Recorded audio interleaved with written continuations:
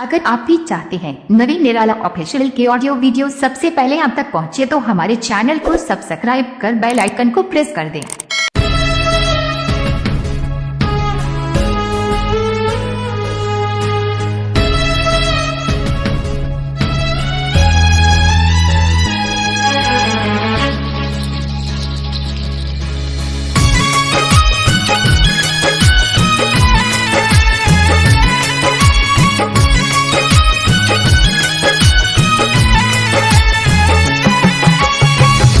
दिल के दर्दिया के दवाइयों ना भेटाता, छोने छोने आई हो दादा जाने यह बुझाता।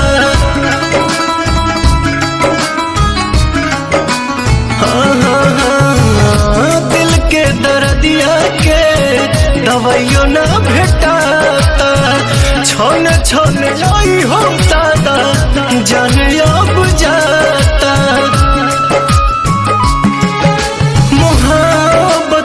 जाता है बाजार में केहू पिएला जहरिया के करो प्यार में। मोहब्बत बेचाता है बाजार में केहू पिएला जहरिया के करो प्यार में।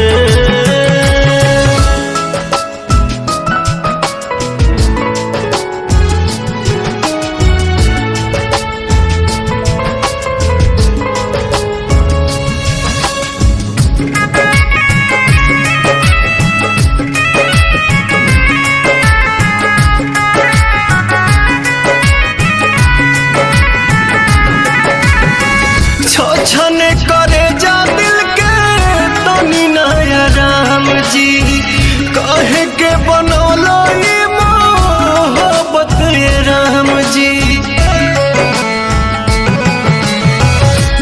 छने करे जा दिल के तनी नया राम जी, हाँ कहे के बनौलो ये मोहब्बत ये राम जी। सारा सपना बन के आंसू बहे धार में केहू पिएला जहरिया के करो प्यार में। सारा सपना बन के आंसू बहे धार में केहू पिएला जहरिया के करो प्यार में।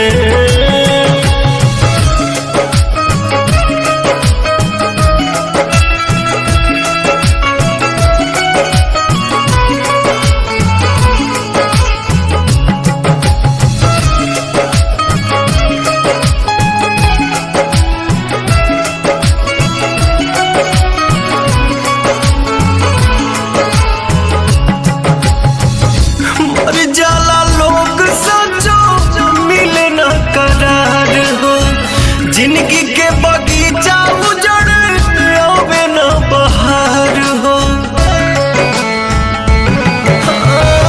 मर जाला लोग सचो मिले न करार हो, जिंदगी के बगीचा उजड़ आवे न बहार हो। पवन सुना लागे के संसार में केहू पिएला जहरिया के करो प्यार में।